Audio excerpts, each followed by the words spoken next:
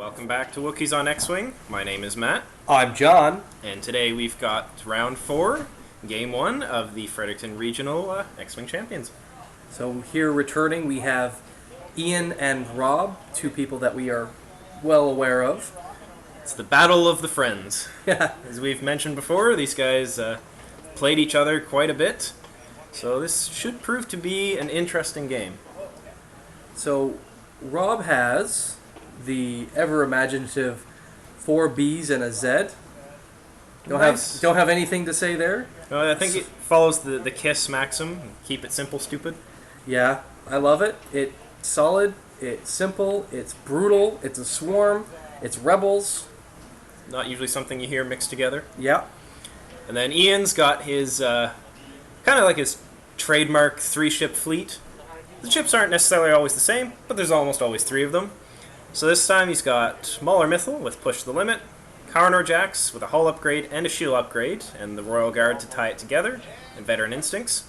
And then Whisper with the Advanced Cloaking device, Veteran Instincts, Fire Control System, and a Navigator. So nice little tweaking to the list that we have seen in previous videos, and here it is. We saw it in action earlier rounds, and now we can see it against Rob. Should be interesting. It's nice, nice asteroid deployment. Nice little band right in the middle. So that could play havoc with, especially with Whisper.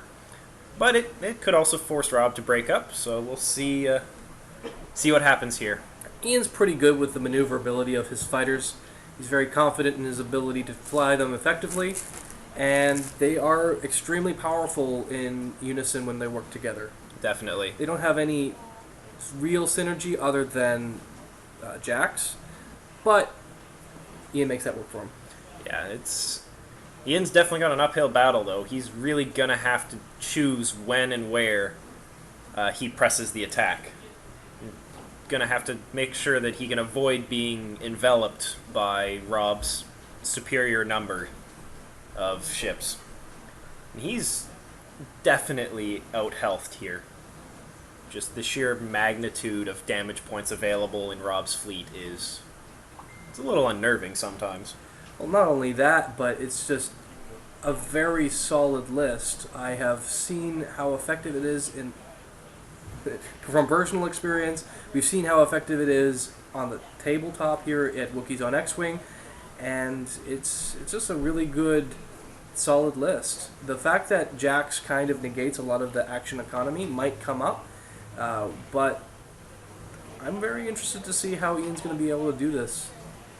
Yeah, so it's interesting maneuvers from Ian here. He's basically doing kind of like a scissors, just very short-range maneuvers to take advantage of the Tie's ability to do those one-hard turns, so he's not forced to just keep moving fast in a forward direction. Yeah. And didn't decloak last turn. Kind of keep Whisper with the pack, but looks like he's elected to decloak this turn, either to just probably to burn forward, get himself in, start setting up an ambush position for later turns. Yeah. And so Rob's decided, you know what, I'm coming for you. Screw the asteroids, we're going right through. If Rob takes the initiative, he's definitely putting the ball in his court. I'm happy to see a Rebel player play like that. A lot of the times I've noticed that a Rebel player will mosey in on, do the one forward, wait for the opponent to come to him. But I think Rob knows that if he stands back and waits for Whisper to get into the ultimate position, it will be his downfall. Yeah, well, if you let Carnor set up, if you let Whisper set up, you're going to have a bad time. Looks like that's what Ian's doing. He's going to be spending the first... Both players are going to be spending the first few turns jockeying for position. And again, I think that also comes with the fact that they're very familiar with each other's playstyle, each other's fleets. Yeah. Having obviously faced each other before. Well, when the last time that we have seen Ian take on Rob, it was Ian was using his Phantom. It's basically pretty much the same list that he's using here, except Rob was flying a double Falcon list, or a Donut of Death and the Falcon, but I'm pretty sure it was 2 turreted ships, and the fact that he had to deal with that was pretty brutal. So going up against a different kind of list is probably going to be easier on Ian, but it's still solid, and he still has to find a way of dealing with it. And Ian's only got 12 health on the field. So he's going to have to weather quite a storm of firepower here. And as much as he wants Carnor up there in range 1 of the enemies to deny them those focus, that's still putting him in range 1 of a B-Wing. Of several B-Wings. Yeah, not only one B-Wing, but several B-Wings. And yes, Ian has Carnor Jax, super tanky with shield and hull upgrade, but you can only take so much damage. He's still only got 5 health. And if you roll like a jobber, and all of those defense dice are for naught, then too bad, so sad. Yep. Been there. It's unpleasant. Alright, so it looks like Rob said, alright, this turn we're going for it. Let's go. You know, we're gonna set up that kill box. Let's do this. Well, we've seen Rob in the past set up in this kind of maneuver, using the asteroids to his advantage, that kind of thing. So I don't see why he won't use that winning tactic again, especially against a player such as Ian. Yeah, no, if it works before, you know, awesome.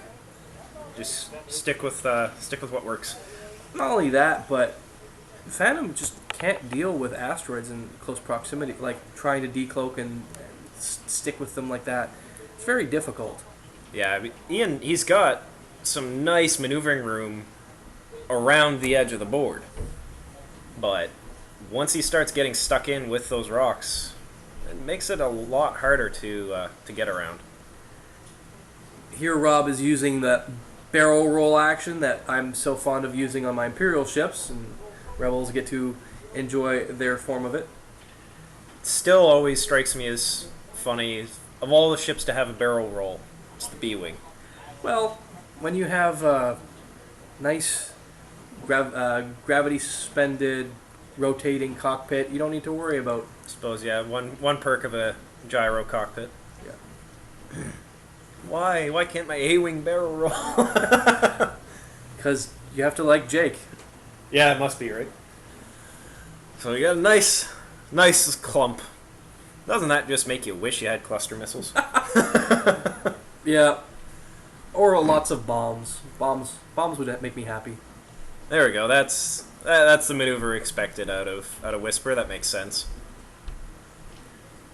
So I'm interested to see who he's going to take on first. If he's going to deal with the Z-95 right away, or if he's just going to start piling damage into those B-Wings.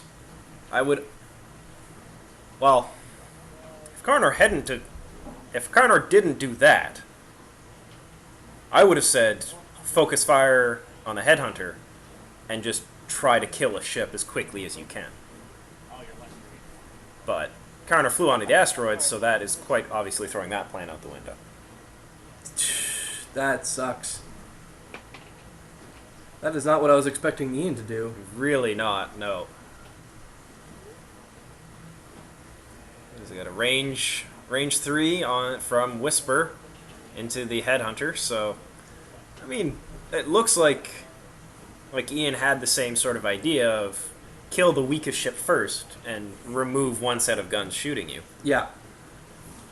So I don't think he actually is cloaking here.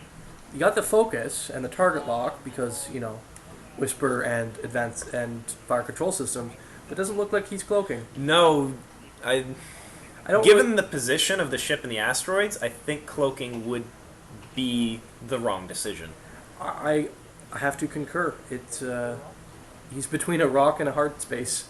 If this was Echo, I would say, yeah, cloaking would be the right choice just because of the bank decloak, and you can kind of swing out around that asteroid that's directly in front of Whisper. Yeah. But where Whisper decloaks with straight, you're not going to be able to. Just shows you sometimes that maneuverability and flexibility might actually be better than just pure static abilities. Yeah. So we've got that Headhunter. Not... Looks like they're trying to figure out who can shoot at who. Yeah. That Headhunter can clip Mauler. Looks like not, so he's going to take the range 3 into Whisper. So 2 attack dice versus 3 defense dice because of range 3 bonus. Not through an asteroid, I don't think. No, and it looks like Ian has elected not to focus, just takes the point of damage. Perhaps saving it for the 3 versus 3 potential from a B-Wing. There's some unfortunate rolling into Jax.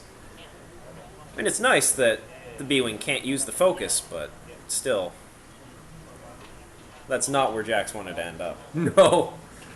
I think there was a bit of a goof there, but it is what it is. Sometimes you have to land on an asteroid. Perhaps the wrong maneuver chosen. It's hard to say, really. Or maybe he's just getting into a really good position next turn and decided that he wants to get right up and close and personal, eliminate those actions, and be able to zoom in behind without any kind of repercussion.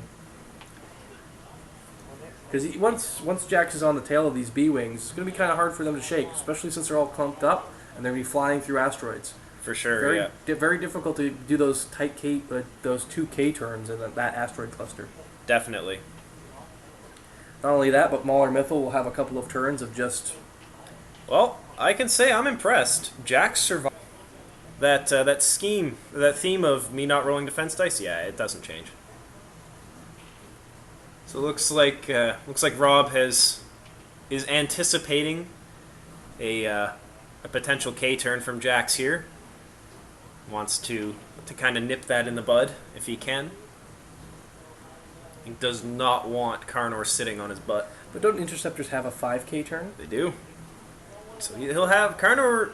He'll be able to pull that K turn off, but he's gonna have a B-Wing staring him straight in the face, and Carnor won't be able to perform actions. So he's just gonna have to push through it with his defense dice. So I'm kind of interested why Rob is focusing on the interceptor rather than dealing with, say, the Phantom. Because over the course of this battle, once those ships get withered down, that Phantom is a really good arc dodger. It is incredibly good. And when in the rock paper scissor fights of arc dodger, jouster, and whatever paper is, Yeah. arc dodger will beat a jouster when it comes to that kind of thing. I don't know. I guess just sheer hull tanky, maybe. I think that's the third kind. Turret. Yeah. So it looks, Rob's just trying to clog up Ian's flight lanes here. Still within range 1, so no focus for you. No, Jax says no. So he's just gonna go with the omnipresent rebel ability of target lock. I mean, I guess if you're paying points for it, you might as well use the action. Yeah. I mean, barrel roll is nice, but target lock is pretty good. It is. Rerolls are good, especially against TIE fighters. And the beautiful thing about target lock, as everybody knows, they don't go away unless Until you spend it. Yeah. Or Wes shoots you, but you know, the guy's a dick. Wes is indeed a dick. So I kind of like what Rob's doing here. He's setting up some nice fields of fire to make Whisper really choose where she's going to go.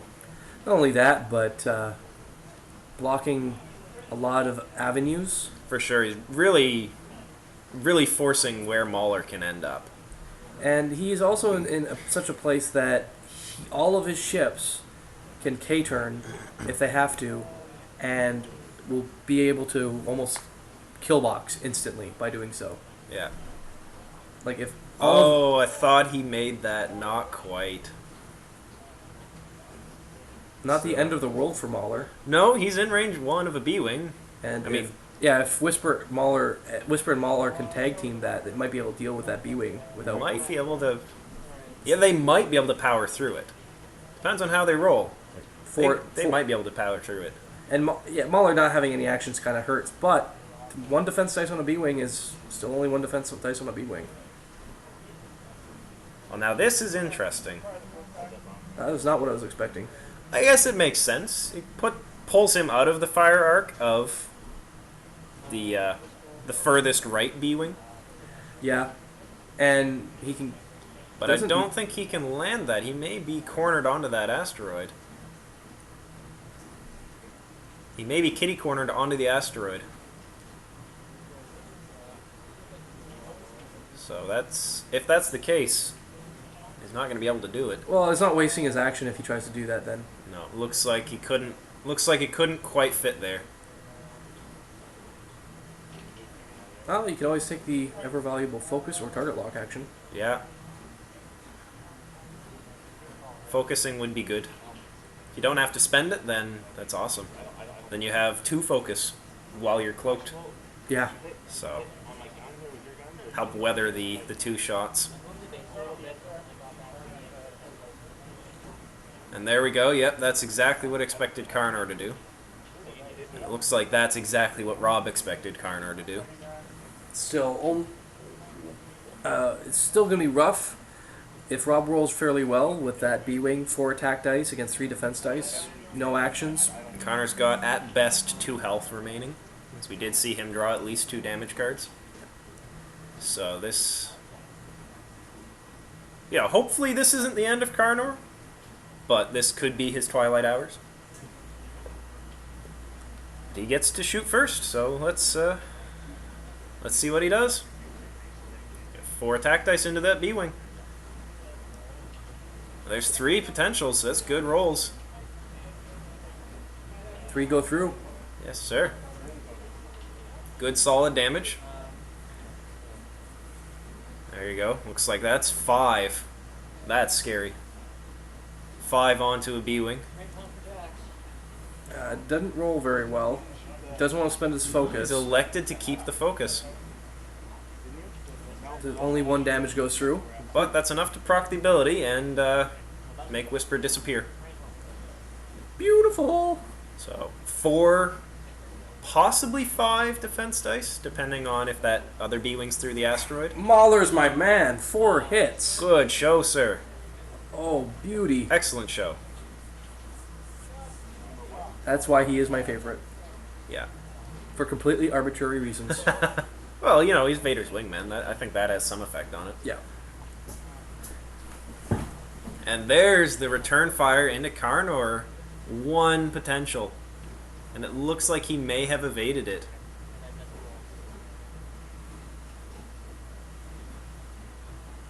Ian can keep this up. He's in a really nice spot. Yes.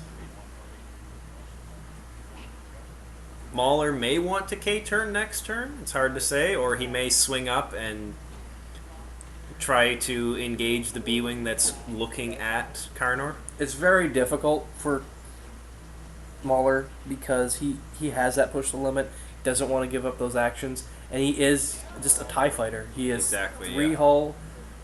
And Rob is in such a good spot to just K-turn around and Yeah, kill box Ian where he's going. If all of his fighters K-turn, there is a kill box, and Potentially, though, he does definitely have to be careful of Whisper decloaking sideways and then just doing that 1 turn that the Phantom is so well known for.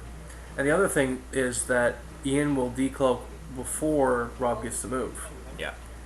so he could actually decloak in a spot that would block him from K-turning. Definitely.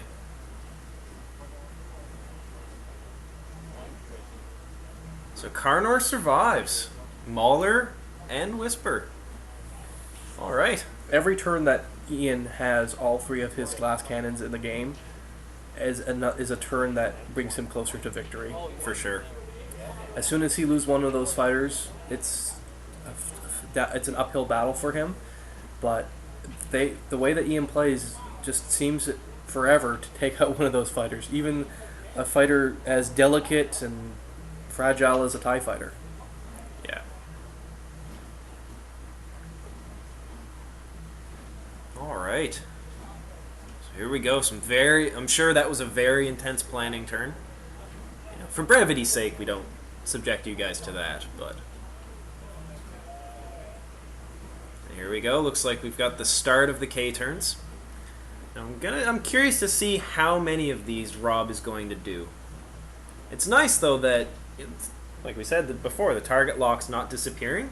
He's got 3 fighters that are already target locked, so he can safely K-turn with them and not worry about losing action economy.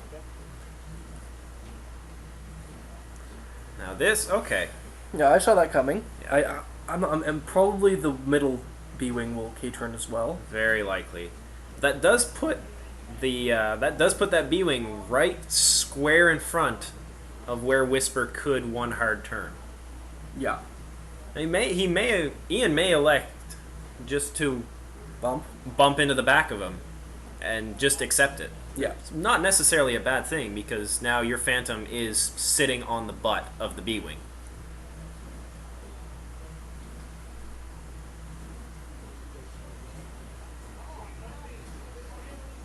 And it looks like that's what Rob's done, is just opt to do a complete 180 with his entire fleet. So and that's a very, very scary kill box. It is. That is actually what I was expecting Ian to do. Just to leverage that push the limit. Yeah. Lack of actions kill TIE fighters. Ian knows this as well as I do. He's not going to K-turn and then lose Mauler, especially since Mauler wants to be in range 1. For sure, and he is in range 1 of one of those B-wings. So Ian has, here it is. So Ian has done that one turn. Makes sense. But that looks like that will point his fire arc into the side of that B-wing. Oh, that's going to be close. At very least, he'll have a range 3 shot, so Whisper will be able to recloak if she really wants to.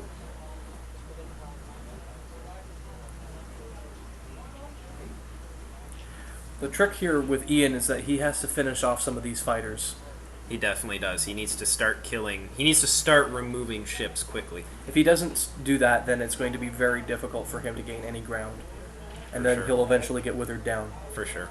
So it's a very tanky battle. Yes, yes, it is. And it's more than just gear check.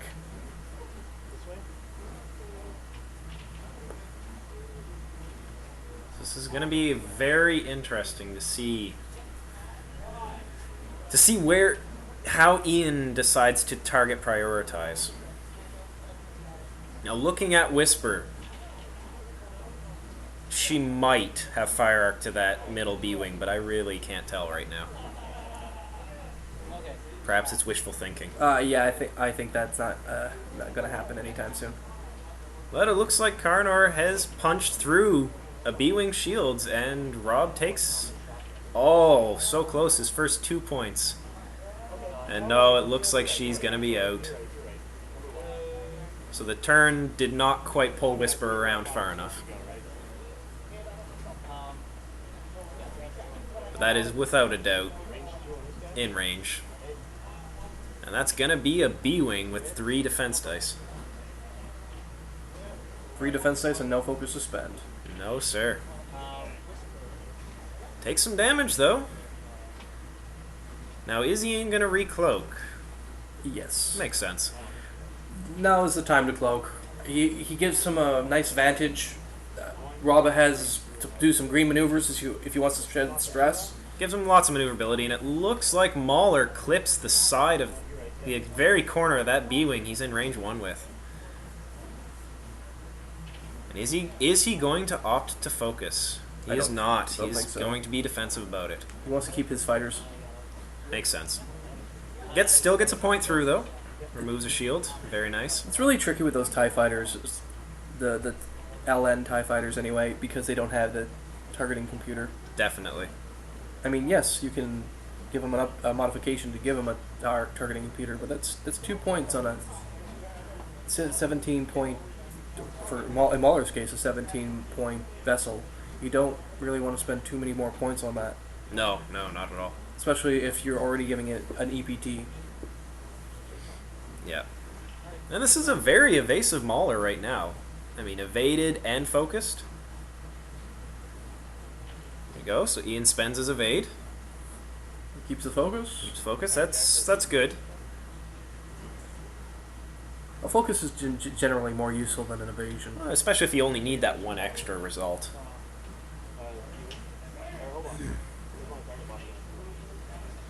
So much firepower. So here it is. Rob's, he's got blood in his nose. He wants Carnor gone. So much firepower. It's raw firepower, but it's so much firepower. And I'm pretty sure that's the end of Carnor. That is definitely the end of Carnor. Which is too bad, because Carnor, while is the tankiest, he also brings the most synergy to the table. Yeah.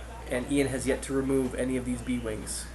Rob he's forcing Ian to split his fire, and that's, as we mentioned before, one of the key features of flying this kind of fleet well, and by proxy a TIE swarm, is if you can spread out the damage over your huge number of ships, you can take a massive amount of damage and not lose any ships.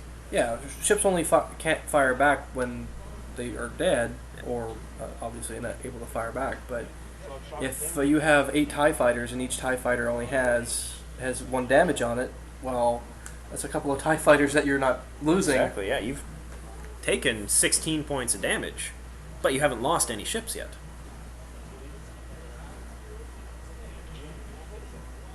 Alright, so it looks like we have called the judge over for a determination if the asteroid is obstructing the shot.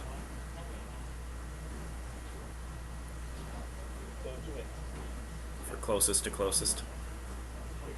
It is very difficult to tell. That is very close.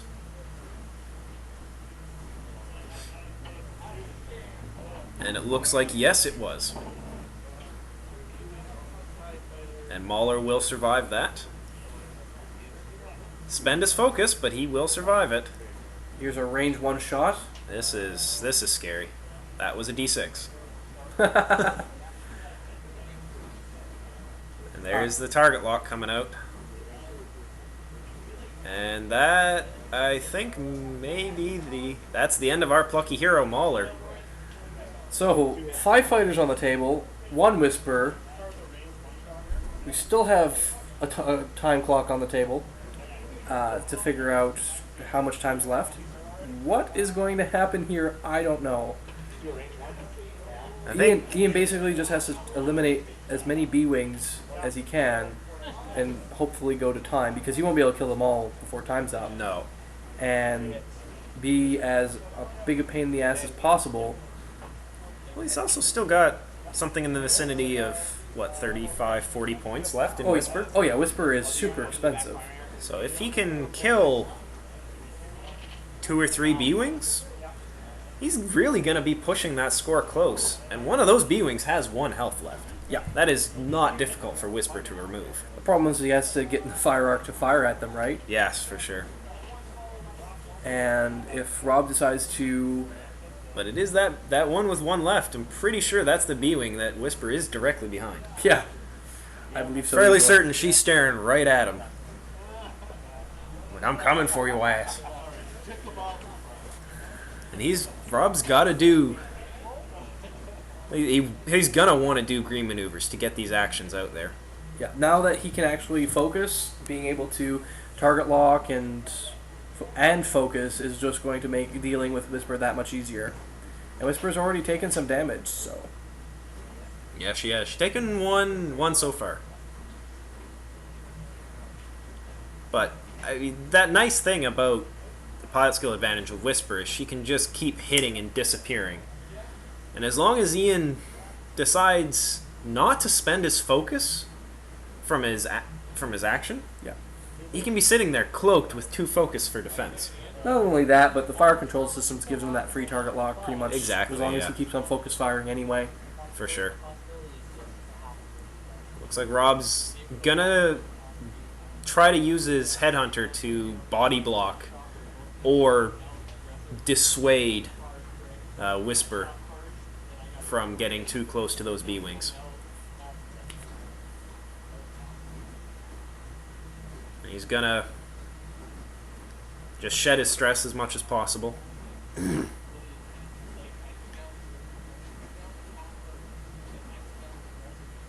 But this is, well, I kind of like what Rob's doing here, is forcing Whisper into that asteroid field, which will hugely limit her decloaking possibilities. Well, yes and no. Ian can kind of skirt around it depending on how he's going, but it looks like Ian's just going to go right into it. Yeah. Says, screw it. I want to get some kills. I want to get on the board.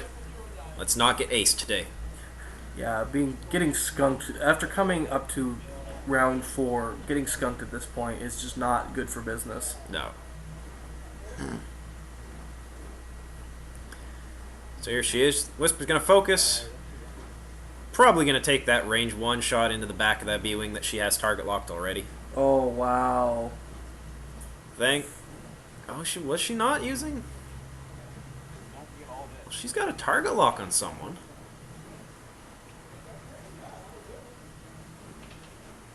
But yeah, that's okay.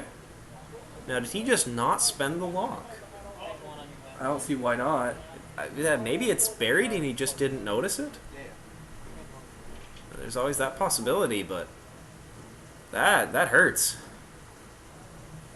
When you're throwing 5 attack dice and 4 blanks. 4 blanks, oh. that is just ridiculous. That's some long odds there. And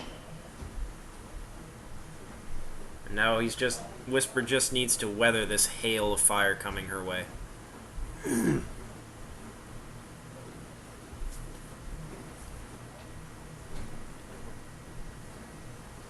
She's focused. Oh, it's the end of the turn. All right. Gonna try to squeak past, and he does. Whisper squeaks beside that headhunter. That is impressive. I didn't think you could pull that crap off. That was ballsy. That is shenanigans. Definitely. So what do you think? 1 turn to the right? I think it's 1 turn to the right.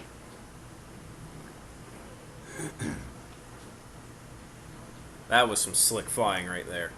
I like that.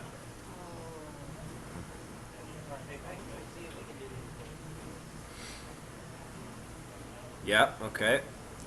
Saw that. Well, it makes sense. It's going to be far enough away that by the time they get there, they'll be able to focus again. Yeah. A little bit of a bump. Just want to make sure that that headhunter is back in the correct position.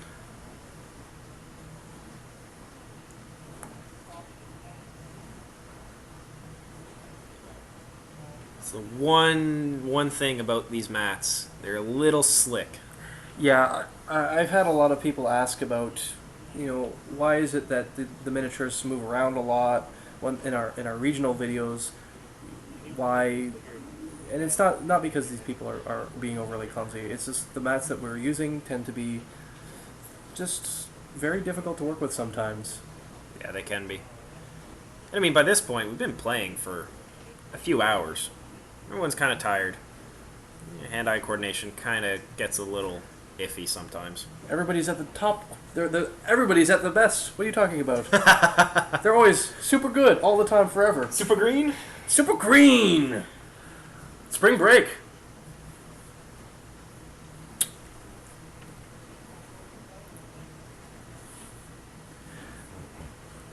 Here we are. The finagling of the swarm. Much easier to do than a TIE swarm, but not at the same time. I mean, B-Wings don't have a whole great load of maneuvers to be able to get out of each other's way. Yeah. So you got some red maneuvers on some maneuvers that shouldn't be red. I mean, should be red on B-Wings, but yeah, when you're trying usually aren't red. Well, yeah, usually aren't red. When you're trying to do these swarm maneuvers, these swarm shenanigans, then yeah, having one red maneuvers really doesn't help. Now I'm intrigued if that headhunter was trying to do a K turn, or just had gone 3 and was gonna bump. Well, we'll find out in a second. Is there some stress? Looks like he was trying to do the K turn. That guy was not either too green or not green enough. Sir. This is a scary spot for Whisper. Whisper is really in the best possible place she can be right now. Looks like she's just gonna try to face tank it. If Whisper can actually land a hit, it'll be much easier Definitely. to deal with. And that one fighter that's all the way over there, that's the one that he wants.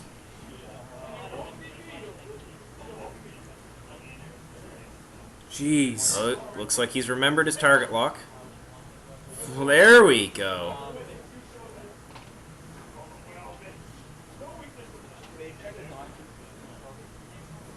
And that is a very dead B-Wing. And a double focused, Cloaked.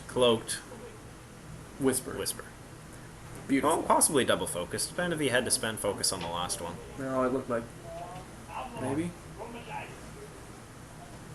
It looks like he may have. Still. That's still a focused, cloaked Whisper.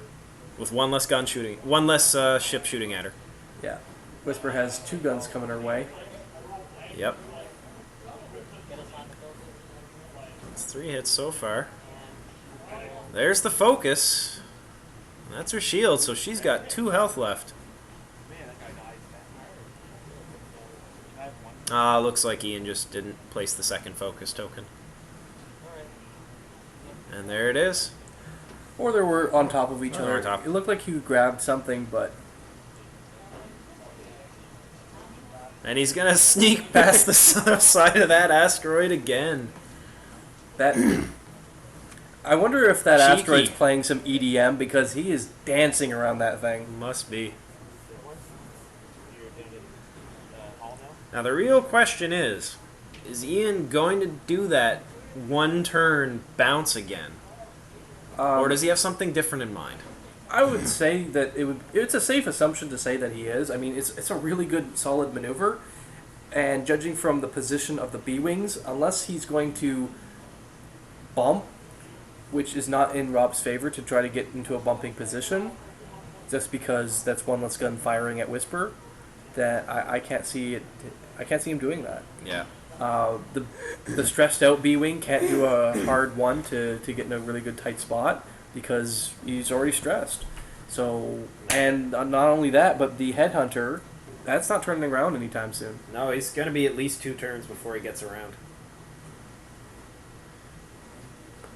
So the only B-Wing that he has to worry about is the one that's facing him directly right now, and I'm pretty sure that B-Wing's probably going to do a 1 bank. Seems fair. Or a 1 forward after the Headhunter moves.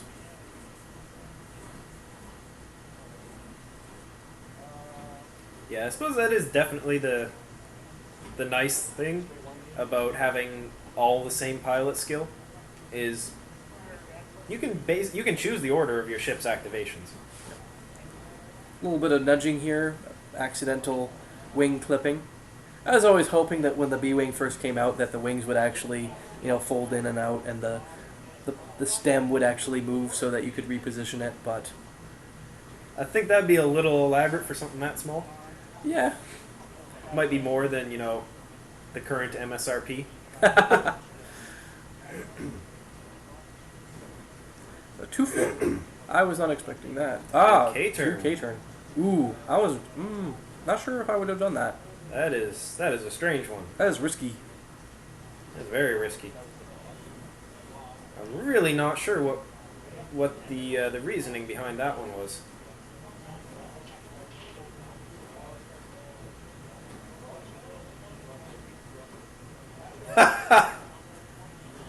Wow.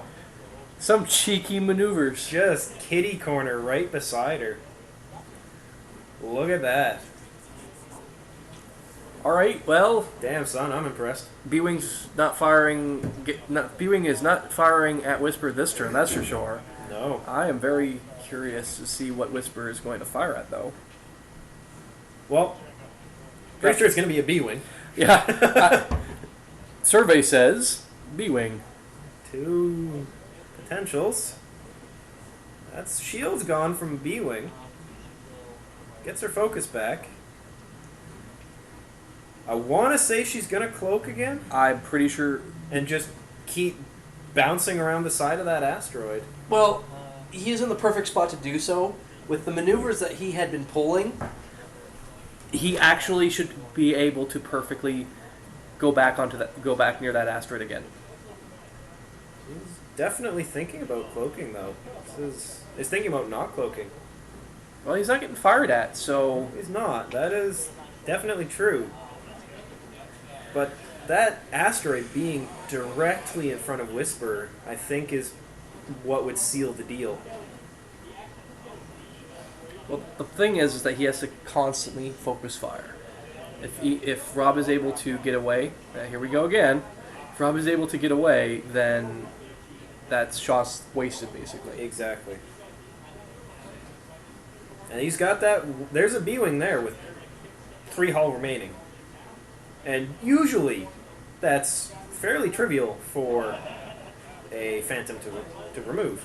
Not only that, but fire control systems has kicked in, so you got that permanent target lock on that one target. And that B-Wing is sitting up there at the top of the map with 3 health, and that's it.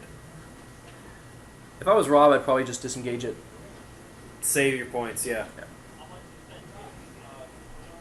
Rob has been flying quite well. That would be a shame to tie on points, especially.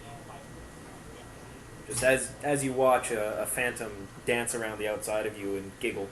But that's the thing. Like we said earlier in the video, Arc Dodgers, they are the way to deal with jousters. And that's the bread and butter of Phantom gameplay, is that setup for the decloak and jump. Oh, that's an interesting. Looks like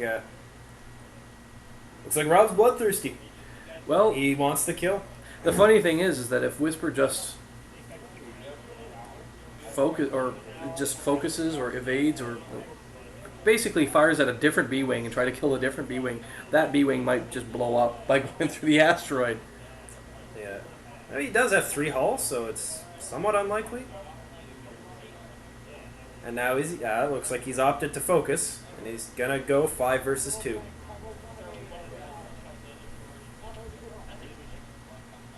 So just elected to get as much firepower out as he possibly can. Spending his target lock. And I'm pretty sure any way you cut it, I think that's a dead B-Wing. Pretty sure you're right. Additional focus is gained and cloaked. 2 crits. Yes, sir. And just that simply gone. Now he's got a range 2 B-Wing returning fire. But he's focused and stealthed, so... Or cloaked. Target locks, and that's 3 hits. 3 down. Can he do it? Oh, and 3 blanks. And that's for the 2 damage in an upset. Oh, that is game. That is not how I was expecting that game to end. No, sir. Very brutal. I could see the Phantom dying, but just slowly whittled down. Yeah, I was not expecting the defense dice to fail Ian like that. Such a brutal way to go.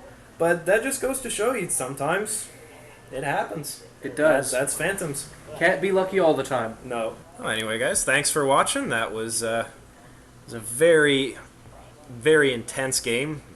Kept me on the edge of my seat. I really enjoyed that. Wow, it was brutal. As always, if you enjoyed this video, be sure to like. If you haven't subscribed already, be sure to do so. If you want to read up on some of our cool blogs, go to northerngamingnetwork.com. If you want to keep up with all of our news, you can go to NorthGameNet on Twitter, and we even have a Facebook group if you want to like that, Northern Gaming Network. Thanks for watching, guys. See you next week.